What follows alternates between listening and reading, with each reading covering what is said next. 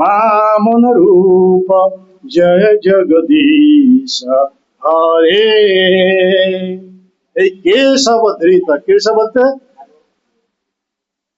ভগবান কৃষ্ণ এ কি রূপ ধারণ করে এসেছিলেন? বামন অবতার রূপ ধারণ করে এসেছিলেন। এসে এইভাবে দুই পায়ের দ্বারা বলি মহারাজের জাগতিক ঐহিক সব সম্পদ আত্মসাৎ করে নেন। উনি প্রতিশ্রুতি দিয়েছেন কি 3 পা ভূমি দেওয়ার জন্য, তো 2 পায়ে সব ভগবান নিয়ে নিয়েছেন, আত্মসাৎ করে নিয়েছেন। প্রতিশ্রুতি ভঙ্গ হয়ে গেল। 3য় পাদে ভূমি দেওয়ার মতো ওনার কাছে কিছু ছিল না। তখন বলি মহারাজ বরুণ পাশে বন্দি প্রাপ্ত হলো, আর ভগবান ওকে কোথায় পাঠিয়ে দিলেন? সুতলে পাঠিয়ে দিলেন। একেই বলা হচ্ছে ভগবান, অদ্ভুত কার্য। তাহলে আমরা 3য় লক্ষণ নেব। ভগবান চেনার 3য় লক্ষণ হচ্ছে ভগবান এমন সব অদ্ভুত কার্য করবেন, অন্য এইসব ভুঁইফোড় ভগবান, নকল ভগবান, এরা ওইসব কার্য করে দেখাতে পারবে না। কথা শুনছেন? হরিবল, সবাই কথা শুনছেন? হ্যাঁ, একে ভগবান চেনার উপায় দেখুন। ভগবান রামচন্দ্র এসেছিলেন, রামচন্দ্র এসে কি করলেন? অদ্ভুত কার্য করলেন। কি অদ্ভুত কার্য? ভারতবর্ষে দক্ষিণ প্রান্ত ধনুষ তীর্থ থেকে ওখান থেকে লঙ্কা পর্যন্ত সমুদ্রের উপর এক পাথরের রাস্তা বানিয়ে দিলেন। কি বানিয়ে দিলেন? একে বলা হচ্ছে সেতু বন্ধন। নাম শুনেছেন? হ্যাঁ, পাথর কি জলে ভাসে? হ্যাঁ, এ ভগবান অচিন্তনীয় শক্তি, অচিন্তন শক্তির বলে সমুদ্রের উপর এ সেতু বানিয়ে দিলেন। লম্বা কত? 1200 কিলোমিটার। রাস্তাটা লম্বা কত?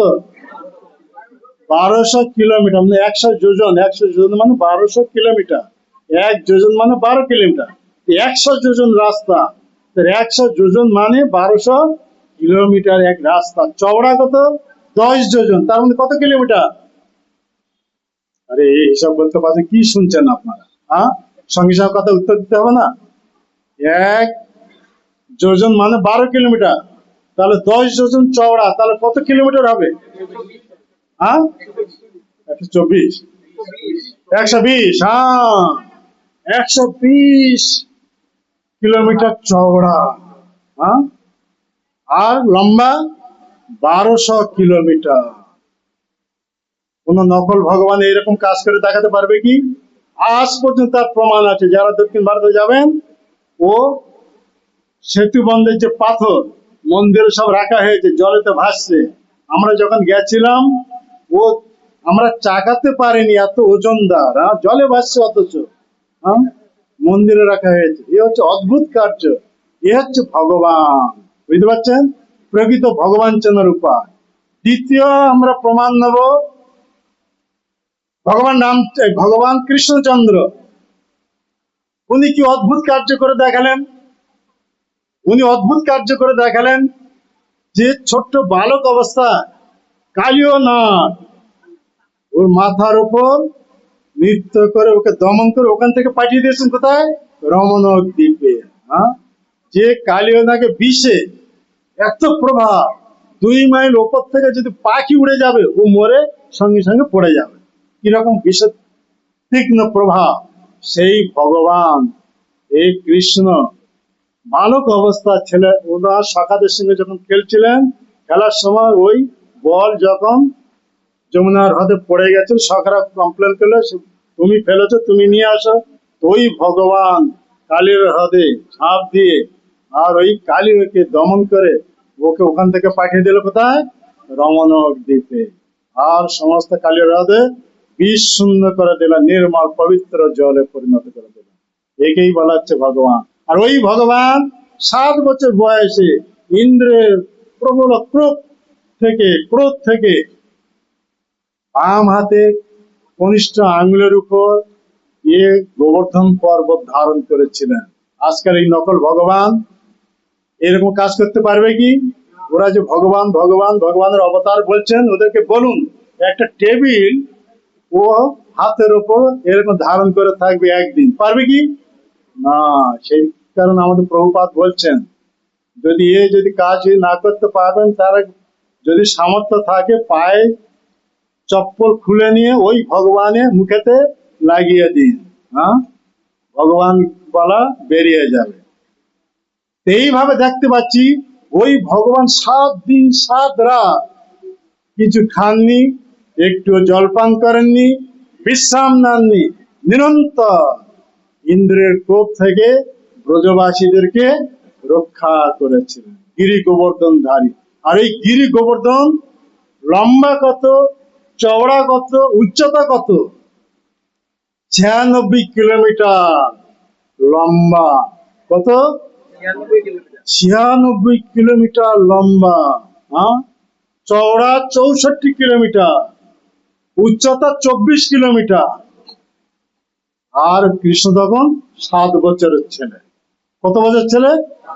7 বছর। তাও কি বাম হাতে কনিষ্ঠ অঙ্গুলির ওপর এইরকম এক বিশাল পর্বত গিরিরাজ গোবর্ধন এইভাবে ছাতার মতন ধারণ করে ব্রজবাসীদের পশুদের সহ এইভাবে রক্ষা করেছেন। একেই বলা হচ্ছে ভগবান।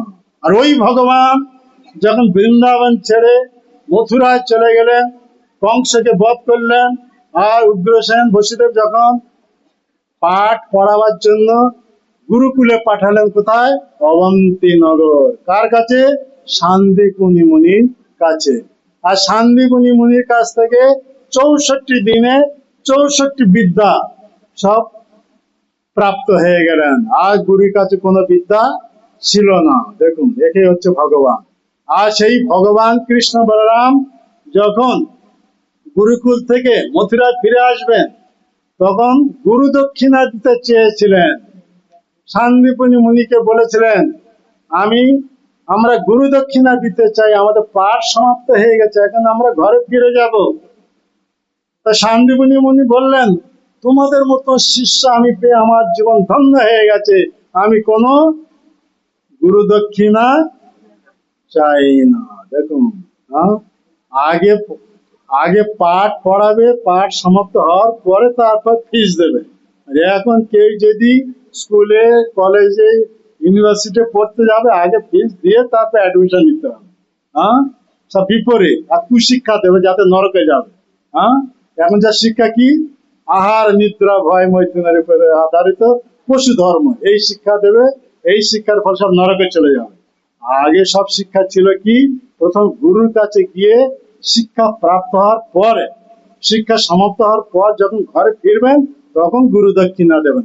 কৃষ্ণ বলরাম বললেন, আমরা গুরু দক্ষিণা দিতে চাই।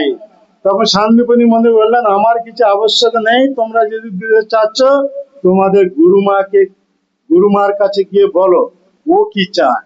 হ্যাঁ, কৃষ্ণ বলরাম এসে তখন গুরুমাকে বললেন, আমাদের পাঠ সমাপ্ত হয়ে গেছে, আমরা এখন ঘরে ফিরে যাব। ফিরে যাওয়ার আগে আমরা কিছু গুরু দক্ষিণা দিতে চাই। গুরুমা দেখলেন, আমাদের একটিমাত্র পুত্র ছিল, ও সমুদ্র কূলে যখন প্রবাস তীর্থে খেলা করছিল, সমুদ্র ওকে গ্রাস করেছে। আর সেই পুত্রকে হারিয়ে এখন 2 পুত্র আমরা প্রাপ্ত হয়েছি, কৃষ্ণ বলরাম। এ নিত্য পুত্র, এখন নিত্য পুত্র এই কৃষ্ণ বলরাম আমাদের ছেড়ে চলে যাচ্ছে। তাহলে আমি কাকে নিয়ে থাকবো?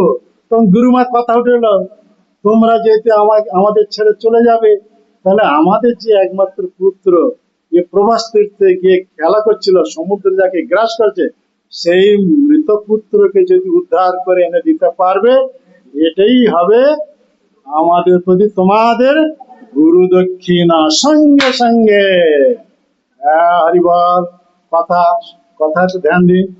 এই সঙ্গে সঙ্গে কৃষ্ণ বলরাম দিব্য রথে আরোহণ করে কোথায় চলে গেলেন? সেই প্রবাস সমুদ্র কূলে। সমুদ্র কূলে উপস্থিত হয়ে বসে, চুপচাপ বসে। সঙ্গে সঙ্গে সমুদ্রদেবকে নির্দেশ, এ হচ্ছে ভগবান। সমুদ্রদেব মূর্তিমন্ত হয়ে কৃষ্ণ বলরামের সামনে প্রকট হয়ে গেলেন আর বলছেন, আমাদের গুরুদেবের পুত্র তুমি গ্রাস করেছো, সেই গুরুদেব পুত্রকে এখানে এনে উপস্থিত করে দিও। দেখুন, এই হচ্ছে ভগবান, আদেশ কর্তা। তো ভগবান যখন এইভাবে আদেশ করেন, তখন সমুদ্রদেব, সমুদ্রদেব কে প্রথমে জানতে হবে, কে সমুদ্রদেব?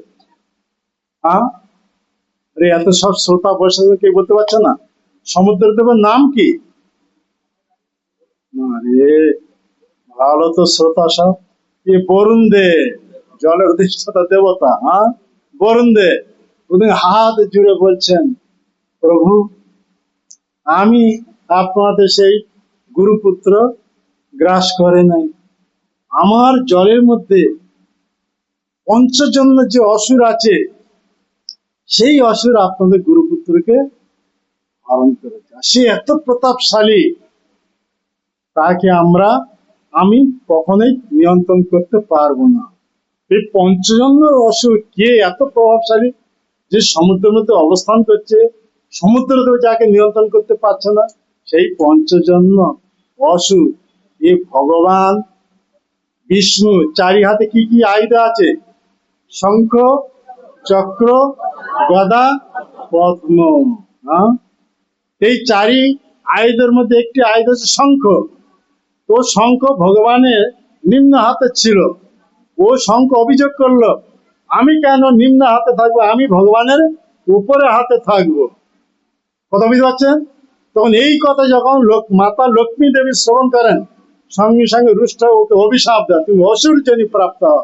সেই মাতা লক্ষ্মী দেবীর অভিশাপে ভগবানের হাতের যে শঙ্খ, সেই শঙ্খ অসুর জনি প্রাপ্ত হয়ে এখন কি রূপ নিয়েছেন?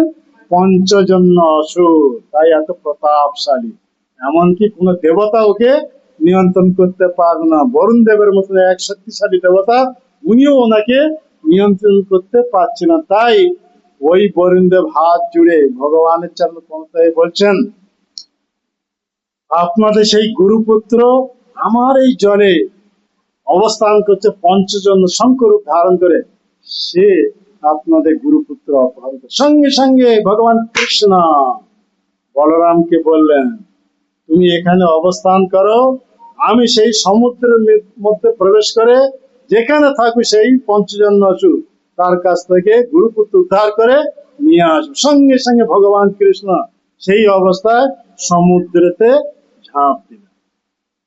একে বলা হচ্ছে ভগবান। এই নকল ভগবান যে সমুদ্রে ঝাঁপ দেবে, আর কখন উঠতে পারবে না। পারবে কি? হ্যাঁ, সমুদ্রেতে সমাধি প্রাপ্ত হয়ে যাবে।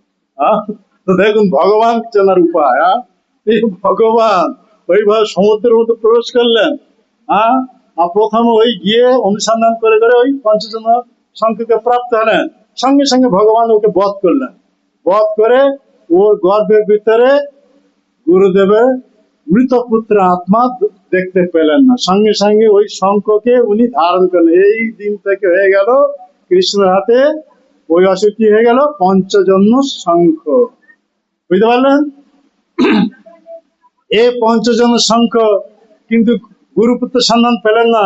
আর ভগবান সসজ্জিত অবস্থা, পীত বসন এই সব অবস্থা সমুদ্রে ঝাঁপ দিয়েছিলেন, যেভাবে ঝাঁপ দিয়েছেন ওইভাবে এসে উপস্থিত হয়েছেন। ও কাপড় চোপড় একটুও ভিজে নেই। বুঝতে পারছেন? এ হচ্ছে ভগবান। তা ওখান থেকে ভগবান ওই বড় ভাই বলরামকে সঙ্গে নিয়ে রথে আরোহণ করে সঙ্গে সঙ্গে এসে উপস্থিত হয়ে গেল কোথায়? না, যমরাজের যে স্থান সংযমনী, ওখানে এসে যমরাজের বৈদ্বারে, ওই সংযমনী বৈদ্বারে ওই পঞ্চজন্য শঙ্খ প্রথম বাদ্য করলেন। কথা বুঝতে পারছেন? পঞ্চজন্য শঙ্খ কোথায় প্রথম বাদ্য করেন? যমরাজের যে স্থান, তাকে বলা হচ্ছে সংযমনী। সেই বৈদ্বার প্রথম এই শঙ্খ বাদ্য করেন। আর ওই শঙ্খ তারপরে কোথাও বাদ্য করেছিলেন? প্রথম কুরুক্ষেত্রে যুদ্ধ হইতে প্রথম এই ভগবান ওই শঙ্খ বাদ্য করেছিলেন। এইভাবে যখন ভগবান পঞ্চজন্য শঙ্খ বাদ্য করেন, তখন যমরাজ সঙ্গে সঙ্গে পঞ্চজন্য শঙ্খ ধ্বনি শ্রবণ করে ভিতর থেকে বাইরে চলে আসেন। এসে দেখছেন প্রভু, দুই প্রভু এসে উপস্থিত হয়ে গেছেন। যমরাজ হাত জুড়ে প্রণত হয়ে দুই প্রভুকে স্বাগত করে নিয়ে গেলেন, উত্তম আসনে বসালেন, পদধূত করে দিলে, পূজা করলেন, হাত জুড়ে বলছেন এখানে আসার উপায় উদ্দেশ্য কি আমি জানতে পারি কি? তখন ওই ভগবান বললেন, আমাদের গুরুপুত্র, নিশ্চিত রূপে সেই গুরুপুত্র আত্মা তোমার এখানে আছে। তাই যতদিন হয়ে গেছে ততদিন সেই রূপ এক শরীর প্রদান করে সেই গুরুপুত্রকে জীবিত অবস্থা আমাদের সামনে এনে উপস্থিত করে। এই ভগবানের নির্দেশ। দেখুন, ভগবান এই নির্দেশ দেওয়ার সঙ্গে সঙ্গে যমরাজ নতমস্তকে বলছেন, ওর আয়ু অনুসারে ওর আয়ু সমাপ্ত হয়ে গেছে, এখন প্রভু হিসাবে যেহেতু আপনি আমাকে নির্দেশ দিচ্ছেন, তাই আপনার নির্দেশ অনুসারে সেই মৃত পুত্রকে এখন যত বছর আয়ুষ হয়েছে সেই পরিমাণ দেহ প্রদান করে আমি সঙ্গে সঙ্গে এখানে উপস্থিত করে দিই। তো ওইভাবে দেখা গেল কি, যমরাজ সেই গুরুদেবের মৃত পুত্র যত বর্ষে কেটে গেছিল তত বর্ষে এক শরীর প্রদান করে জীবিত অবস্থায় এনে কৃষ্ণ বলরামের সামনে উপস্থিত করেন না। কৃষ্ণ বলরাম এইভাবে যমরাজের দুয়ার থেকে গুরুদেবের মৃত পুত্রকে উদ্ধার করে এনে গুরু দক্ষিণা দিলেন কাকে? গুরুদেবকে। বুঝতে পারছেন? আর এইসব নকল ভগবান যদি বাই চান্স একবার ওই যমলোকে যাবে, ওরা আর কখনো ফিরে আসবে না, ওখানেই জমা হয়ে থাকবে। হ্যাঁ, কথা বুঝতে পারছেন? তো প্রকৃত ভগবান চেনার উপায়, এই ভগবানের অদ্ভুত কার্য। ভগবান চেনার এসব উপায় বলা আছে লক্ষণ। কটি লক্ষণ কথা বলা হলো? তিনটি লক্ষণ। প্রথমে শাস্ত্রের উল্লেখ থাকবে, দ্বিতীয় বিশ্বরূপ দেখাবে, তৃতীয় হচ্ছে এইরকম অদ্ভুত কার্য করবে। এ তো ভগবান রামচন্দ্র অদ্ভুত কার্য করেছেন, ভগবান কৃষ্ণচন্দ্র এরকম অদ্ভুত কার্য করেছেন। আবার এই মৃত গুরুপুত্র উদ্ধার করে এনে যখন দিলেন গুরুদেবে, গুরুমা সামনে উপস্থিত করে দিলেন, ওখান থেকে বিদায় নিয়ে মথুরায় ফিরে এলেন। আর এই কথা চারদিকে সব প্রচারিত হয়ে গেছে। ভগবান কৃষ্ণ বলরামের মাকে দেবকী, দেবকী যখন এই কথা শুনলেন, তখন কৃষ্ণ বলরামকে নির্দেশ দিলেন যে তোমরা তোমাদের গুরুদেবের মৃত পুত্রকে যমরাজের দুয়ার থেকে উদ্ধার করে এনে গুরু দক্ষিণা দিয়েছ, তোমাদের 6 অগ্রজ অর্থাৎ দেবকীর গর্ভে প্রথম যে সন্তান এসেছিল, 6টি সন্তান, সেই সন্তানদেরকে কে বধ করেছিল? কংস বধ করেছিল। এখন সেই সন্তানদের আত্মা কোথায় আছে? তাই কৃষ্ণ দেবকী, মাতা দেবকী কৃষ্ণ বলরামকে নির্দেশ দিলেন, তোমাদের সেই 6 অগ্রজ মানে বড় ভাই, এদেরকে উদ্ধার করে এনে আমার সম্মুখে উপস্থিত করো, আমি তাদের মুখ দর্শন করতে চাই। মাতা দেবকী যখন এইভাবে অনুরোধ করেন, সঙ্গে সঙ্গে কৃষ্ণ বলরাম ওখান থেকে কোথায় চলে গেলেন? এই সুতলে বলি মহারাজের কাছে। বলি মহারাজের কাছে সেই কৃষ্ণ বলরামের 6 অগ্রজ ওখানেই ছিল। বলি মহারাজকে যখন নির্দেশ দিলেন, বলি মহারাজ 6 জন পুত্রকে জীবিত অবস্থানে উপস্থিত করালেন। আর কৃষ্ণ বলরাম ওই 6 পুত্রকে এনে মায়ের সামনে উপস্থিত করে দিলেন। আর এই দেবকী, মাতা দেবকী স্তন্যদুগ্ধ 6 শিশুকেও পান করতে পারেনি। পেরেছিল কি? জাত হওয়ার সাথে সাথে কংস এসে নিয়ে পাথর ফেলে দিয়ে মেরে দিয়েছে। এখন সেই দেবকী স্তন্যদুগ্ধ কে পান করেছিল? কৃষ্ণ। এখন কৃষ্ণের উচ্ছিষ্ট পান করছেন অগ্রজ 6 ভাই। যখন সেই দেবকী স্তন্যদুগ্ধ পান করেন, ওরা অভিশাপ থেকে সব মুক্ত হয়ে যে দেবতা স্বরূপে ছিল দেবতা স্বরূপে ফিরে যান। একেই বলা হচ্ছে ভগবান। কথা বুঝতে পারছেন? বসে, মেয়েটা বসো। তো এইভাবে আমরা এখন আসবো মহাপ্রভুর কথা। মহাপ্রভু কি অদ্ভুত কার্য করে দেখিয়েছেন। এ তো রামচন্দ্রের কথা বলা হলো, বামন দেবের কথা বলা হলো, বুঝতে পারলেন তো? আর তারপর ভগবান কৃষ্ণচন্দ্রের কথা বলা হলো। এখন আমরা আসবো কার কথা? ভগবান মহাপ্রভুর কথা। মহাপ্রভু কি অদ্ভুত কার্য করেছেন। মহাপ্রভু যখন সন্ন্যাসী নিয়ে 24 বছর বয়সে সন্ন্যাসী নিয়ে নীলাচলে এসেছিলেন, ওখান থেকে চলে গেছেন, 6 বছর প্রচার কার্যে ছিলেন জীব উদ্ধারে। তারপর যখন 18 বছর কাল নীলাচলে ছিলেন, তারপর উনি ইচ্ছা করলেন কি না ওখান থেকে যাবেন না, 6 বছরের মধ্যে যখন ইচ্ছা করলেন যে বৃন্দাবনে যাবেন। তা বৃন্দাবনে যখন যাবেন, উনার সঙ্গে ছিলেন উনার এক সেবক বলভদ্র ভট্টাচার্য। কে?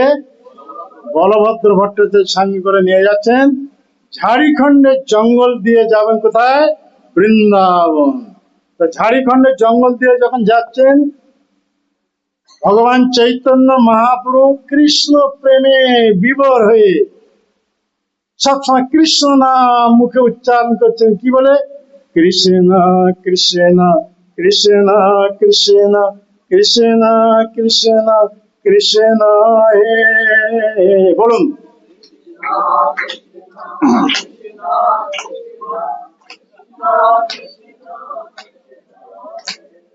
কৃষ্ণ কৃষ্ণ কৃষ্ণ কৃষ্ণ কৃষ্ণ কৃষ্ণ কৃষ্ণ হে। বলো বলো,